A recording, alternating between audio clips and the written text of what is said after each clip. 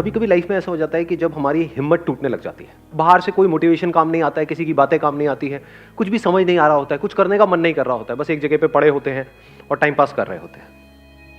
अपने गोल की तरफ आपने बड़ा एफर्ट किया, बहुत मेहनत करी, अपना सब कुछ लगा दिया उसमें, लेकिन रिजल्ट उसका बिल्कुल अपोजिट आया जैसा आपने सोचा था।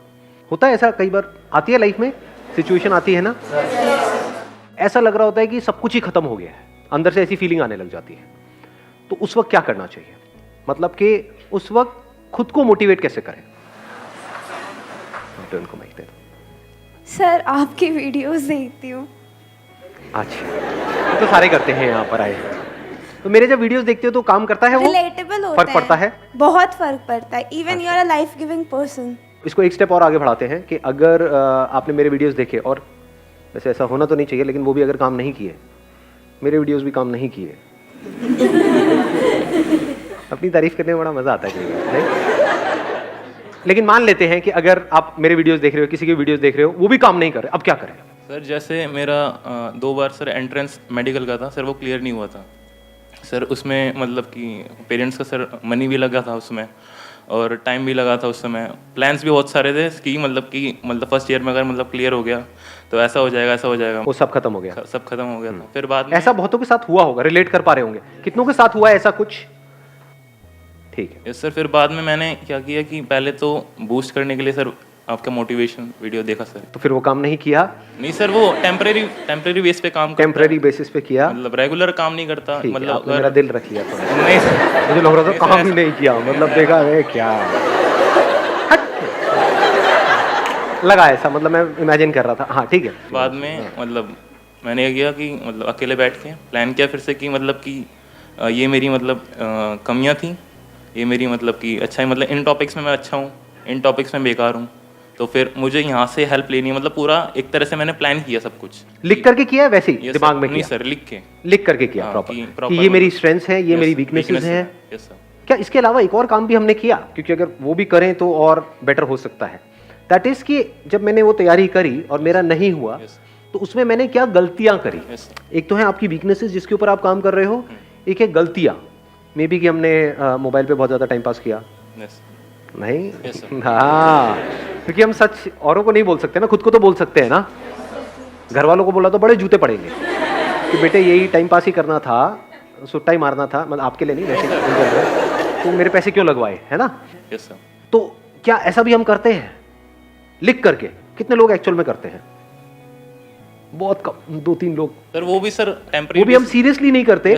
समझ के दो चीजें यहाँ पे करनी जरूरी है। एक तो ये पहले समझो क्या आपकी वीकनेसेस थी, और अगली बार अगर आप दोबारा से अटेम्प्ट करने वाले हो उसको स्ट्रेंथ्स में कन्वर्ट करना है। और अपने आप से ये भी सच बोलो कि क्या ऐसा हो सकता है, नहीं हो सकता है, कहीं मैं दोबारा अपना टाइम तो नहीं खराब करने वाला हूं। कुछ ऐसी भी वीकनेसेस होती हैं किसी की, जैसे फॉर एग्जांपल सिंगिंग के लिए आप ट्राई कर रहे हो और आपकी आवाज ऐसी है कि जो भी सुनता है कान से खून निकलने लग जाता है, तो आप कह रहे हो कि यार मेरी वीकनेस है, मैं स्ट्रेंथ बना दूंगा। ठीक है, अच्छा है, ऑप्टिमिज्म अच्छा है, बट एक हद होती है ना, मतलब तो इस तरह से अपने आप से सच बोलना होता है कि मेरी वो वीकनेसेस है, उसको स्ट्रेंथ्स में कन्वर्ट करना है। उसके लिए क्या करना पड़ेगा? उसके लिए there is a price to pay. Effort लगाना पड़ेगा, हार्डवर्क करना पड़ेगा, पता नहीं क्या क्या करना पड़ेगा। क्या वो मैं करने के लिए तैयार हूं? क्या वो मैं कर सकता हूं? इफ यू से यस तो नेक्स्ट स्टेप पे जाओ, इफ यू से नो तो बात वहीं पे खत्म हो गई, अब कुछ और सोचो। नंबर 1। नंबर 2, उस वक्त मैंने क्या गलतियां करी? क्योंकि आप कुछ भी करते हो तो कुछ ना कुछ सोच समझ के करते हो, तो वो नहीं हुआ, दैट मींस आपको लग रहा था कि मैं कर लूंगा लेकिन नहीं हुआ, इसका मतलब पक्का है कि हमने बहुत सारी गलतियां करी है, उसको भी लिख लो।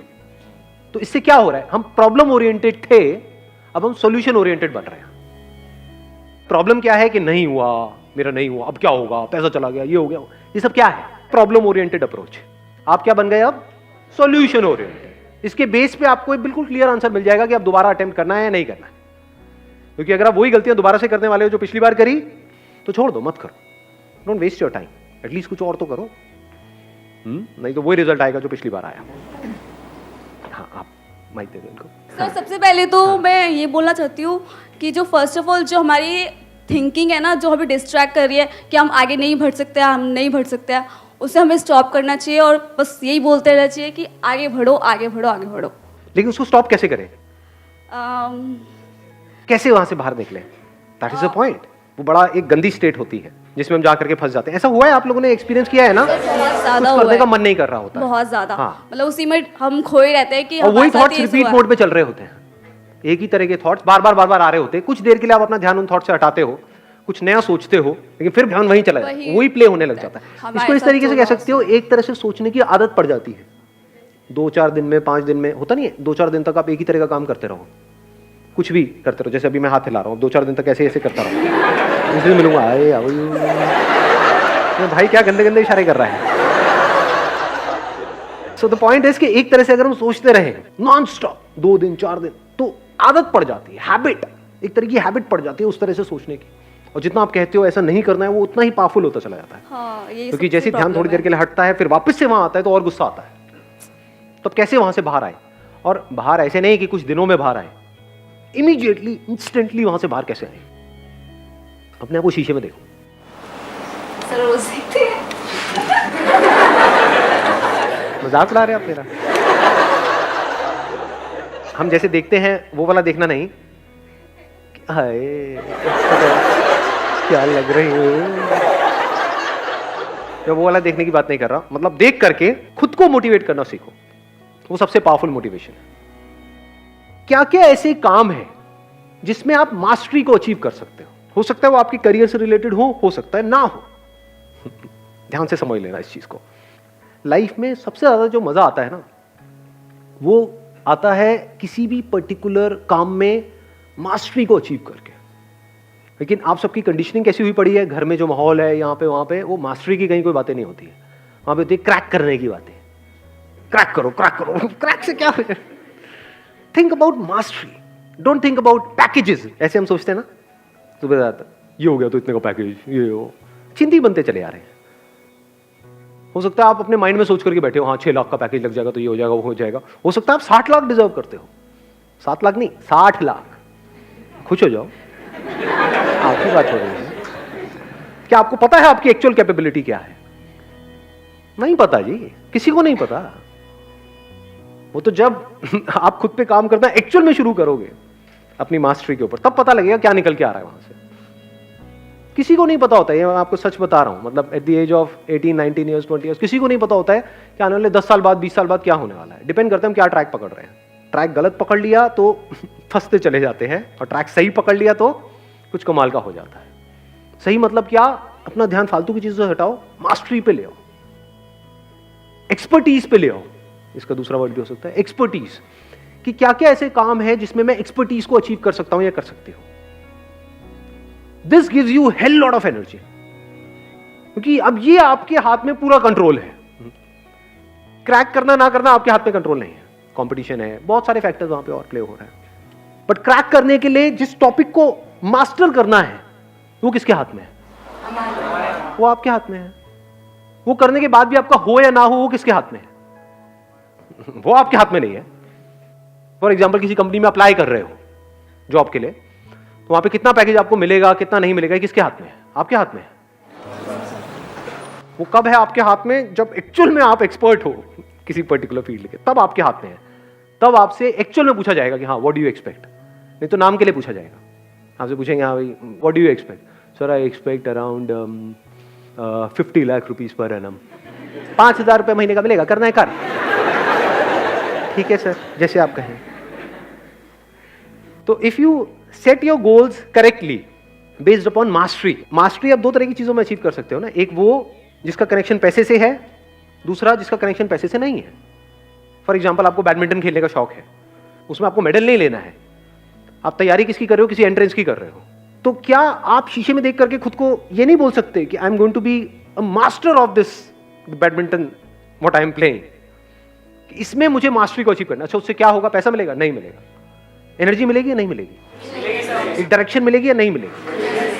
हम लाइफ को ना बड़ा लीनियर तरीके से देखते हैं कि एंट्रेंस क्रैक करना है, इसका मतलब क्या है कि मेरे को दिन में 12 घंटे पढ़ना है, 16 घंटे पढ़ना है, और फिर ये करता चला जाऊंगा, वो क्रैक हो जाएगा।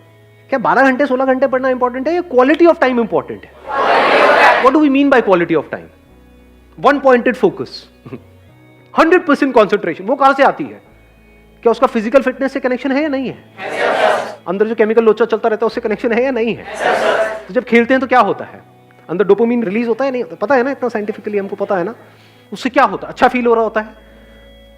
और मजे की बात बताऊं क्या है, आपको एक बहुत मजेदार बात बताता हूं। मैं डेली खेलता हूं बैडमिंटन पिछले काफी टाइम से। तो हमारा अपना एक ग्रुप बना हुआ है और है, ज्यादातर सब ऑलमोस्ट मेरी एज के हैं वहां पर, मतलब 15-16 साल के। मजाक कर रहा हूँ, 30-40 साल के हैं। उनमें से एक बार एक बंदे ने एक बड़ी सही बात बोली थी। उसने बोला, यार क्या होता है वहाँ पे, यारी दोस्ती वाला हमारा माहौल है, कहता है क्या होता है कि ये जो 1 घंटा सुबह हमको खेलने को मिलता है ना, इससे पूरे दिन का जो टॉर्चर होता है ना ऑफिस में, घर पे, वो सहने की ताकत आ जाती है। There is something to look up to. Weight होता है हमें कि सुबह के 6 बजे और हम सब साथ में आए और खेले, कि 1 घंटा मुझे सब कुछ भुला देता है। पावरफुल है स्टेटमेंट या नहीं है? कि ऐसे हम कभी सोचते हैं? एक ऐसा एंट्रेंस जो आप क्रैक करना चाहते हो, उसके लिए जो पढ़ाई करनी है वो आपको करनी पसंद नहीं है, तो वो क्या है? टॉर्चर नहीं है। तो टॉर्चर है ना, तो उस टॉर्चर को सहने की मोटिवेशन कहां से आएगी? क्या ऐसा कर रहे हो? बैडमिंटन से नहीं, मतलब कहीं से भी। ये नहीं सारे बैडमिंटन खेलते हुए कुछ भी, what ever it is, that could be football, that could be cricket, that could be anything, what ever you like doing, whatever your interests are, whatever your passions are, चाहे उसका आपके प्रोफेशन से connection है या नहीं है, उसमें गोल बना दो मास्टरी को। I want to be the best in it, as best as I can, not in comparison to somebody. मुझे अपना बेस्ट वर्जन बनना है। तो जब इस तरीके से आप उसके लिए बोल रहे हो, तो क्या यही फीलिंग उसमें भी नहीं आएगी जो आप तैयारी करने वाले हो? लगाओ थोड़ा सा दिमाग। एक एटीट्यूड ही तो होता है, और क्या है? ग्रो करना है, अपने आप को बेटर बनाना है। जिसका ये एटीट्यूड है, क्या उसका हर चीज में एटीट्यूड नहीं आने लग जाएगा? फिर अब आप अपने आप को शीशे में देख करके बोल सकते हो, I am going to be the master of this particular topic. देखता हूं कौन मुझे रोकता है। I am going to be the master of this particular game. Then you can extend it further by saying, I am going to be the master of the game of life. Who is the master of life? लगाओ थोड़ा सा दिमाग। जिसने अपनी life की सारी problems को लड़ लिया। जिसने अपनी लाइफ की सारी प्रॉब्लम्स को लड़ लिया है, सॉल्व कर दिया। क्या लाइफ की सारी प्रॉब्लम्स कभी सॉल्व हो सकती है? तो who is the real master of life? लगाओ थोड़ा सा दिमाग लगाओ। सर, जिसने अपने माइंड को कंकर कर लिया। जिसने अपने माइंड को कॉन्कर कर लिया, आपके थॉट्स, फीलिंग्स, इमोशंस जो आपकी पूरी लाइफ को कंट्रोल कर रहे हैं, जो आपके एक्शंस को कंट्रोल कर रहे हैं। तो अगर आपने माइंड को कॉन्कर कर लिया, तो अपने एक्शंस को भी कॉन्कर कर लिया। एक्शंस को कॉन्कर कर लिया, तो आउटकम को कॉन्कर नहीं कर लिया। लगाओ थोड़ा सा दिमाग अंकल आंटी। समझे मैंने भी क्या बोला है? जिसने अपने माइंड को कॉन्कर कर लिया, यानी अपने थॉट्स को, फीलिंग्स को, इमोशंस को अच्छे से समझ करके, नॉट फोर्सफुली, क्योंकि फोर्सफुली आप कभी कॉन्कर नहीं कर सकते। Mind is extremely powerful. With understanding, with patience आप उसको कंट्रोल कर सकते हो। तो आप कह सकते हो माइंड को समझ लेना मतलब माइंड को कंट्रोल कर लेना। अब माइंड को कंट्रोल करने की शुरुआत कहां से होती है? ध्यान से समझना। Something which you are passionate about, अगर उसमें आप मास्टरी को अचीव कर लो, तो क्या माइंड के एक एस्पेक्ट को आपने कंट्रोल किया है? नहीं किया। माइंड को कॉन्कर करने की शुरुआत यहीं से होती है। माइंड कंट्रोल का मतलब क्या? जिसने अपनी माइंड को कंट्रोल कर लिया है, उसने लाइफ को मास्टर कर लिया। मतलब क्या? माइंड को समझ लिया है। क्या माइंड को समझते हैं? और माइंड को समझने का मतलब क्या? What is mind? दिमाग ब्लैंक होने लग जाता है ना एकदम। What is mind? माइंड तो ब्रेन है, माइंड तो थॉट्स है। मतलब अभी देखो, अभी ये कीड़ा कितना गंदा कीड़ा है, ये देख रहे हो आप? ये कितना गंदा कीड़ा है मेरे अंदर। आप लोग सब हिम्मत हार चुके हो, मुझे दिख रहा है शक्लों से। सर बस करो ना, अब क्या रह गया? समझ आ तो गया है? पागल हो गया और डेप्थ में जा रहे हो? हर चीज के डेप्थ में जाना है, डीप में जाना है, डीप में जाना है। समझ नहीं आता कि आपको बात एक बार में? ऐसे ही जैसे ये कीड़ा अभी अंदर है ना, घुसा हुआ है, इसी तरीके से मैं काम में डेप्थ में जा रहा हूं। तो अब डेप्थ में जाने की आदत कहां से पड़ेगी? आदत अच्छी है बुरी है? फॉर एग्जाम्पल आप एक्टर हो, एक्टिंग की अगर आप डेप्थ में जा रहे हो, जिस भी कैरेक्टर को आप प्ले करने वाले हो उसकी आप पूरी डेप्थ में चले जाओ, ये अच्छा है बुरा है? या उस कैरेक्टर को आप समझो ही नहीं। किसी का कैरेक्टर आप प्ले कर रहे हो, वो कुछ और बोल रहा है, वो कुछ और कर रहा है, आप कुछ और कर रहे हो, तो कॉमेडी नहीं लगेगा वो देख करके? लेकिन अगर आप उसकी डेप्थ में चले, अभी डेप्थ में जाने की आदत कहां से पड़ती है? ये कीड़ा कहां से हमारे अंदर आता है? देखो, 2 तरह के काम है इस दुनिया में। एक वो जिसमें आपका इंटरेस्ट है, दूसरा वो जिसमें कोई इंटरेस्ट नहीं है। तो शुरुआत कहां से करनी चाहिए? इंटरेस्ट है, क्या ऐसा करते हो? वो तो काम आप करते ही नहीं, क्योंकि वहां से तो पैसा ही नहीं आता है। उस काम को करवाने में ना घर वालों को इंटरेस्ट है। काम क्या करवाना है? जहां से पैसा है। वो क्या काम है, इस एंट्रेंस की तैयारी है, ये है, वो है, पढ़ाई है, ये है, वो है, उसमें इंटरेस्ट है क्या? है क्या? नो, सोच सोच के क्यों बोल रहे हो? पढ़ने में बड़ा मजा आता है। हाँ, पढ़ाई मजा आने वाला, आज तो पढ़ने को मिलेगा। ऐसा होता है अंदर से? हाँ, नहीं होता है। यस और नो? यस और नो? क्या शुरुआत यहां से होनी चाहिए? या शुरुआत होनी चाहिए माइंड को ट्रेन करने की ऐसा काम करवाने से जिसमें आपका इंटरेस्ट है? क्या आसान है, क्या मुश्किल है? जिस काम में इंटरेस्ट है उसमें मास्टरी को अचीव करना आसान है, मुश्किल है? आसान है। आसान है, बहुत आसान है। तो करो ना, उसको परफेक्शन से कर रहे हो, उसमें इंप्रूव हो रहे हो, उसमें बेटर हो रहे हो, उसमें ग्रो कर रहे हो। जहां पर जाकर के लोग सेटिस्फाइड हो जाते हैं, वहां से आपकी शुरुआत होती है। ऐसे बंदे की हिम्मत कभी भी टूट सकती है? इम्पॉसिबल। या हिम्मत बढ़ती चली जाएगी। जैसे जैसे आप अचीव करते चले जाओगे तो आप कैसे बनते चले जा रहे हो, आपका माइंड कैसा बनता चला जा रहा है। You always want to go on the next level. फिर जिस लेवल पे जाते हो वहां तक तो आसपास वाले जाने की सोचते भी नहीं, और ये करते ही रहते हो। तो अगर यहां पर ये कर रहे हो जिस काम में इंटरेस्ट है, तो धीरे धीरे क्या जिस काम में इंटरेस्ट नहीं है उसमें भी माइंड ऐसे ही नहीं चलने लग जाएगा? दो तरह के काम हो गए ना, एक वो जो आपके करियर से कनेक्टेड है, दूसरे जो नहीं है, लेकिन दोनों में परफेक्शन तक पहुंचना है। एक में इंटरेस्ट है, एक में नहीं है, दोनों में परफेक्शन तक पहुंचना है। तो कितना कुछ है करने के लिए। अलग हो अब आप पूरी दुनिया से, बिल्कुल अलग हो, और तभी आपके साथ कुछ अलग हो सकता है, ऐसा जो पूरी दुनिया में किसी के साथ नहीं हो सकता, जहां तक कोई सोच भी नहीं सकता।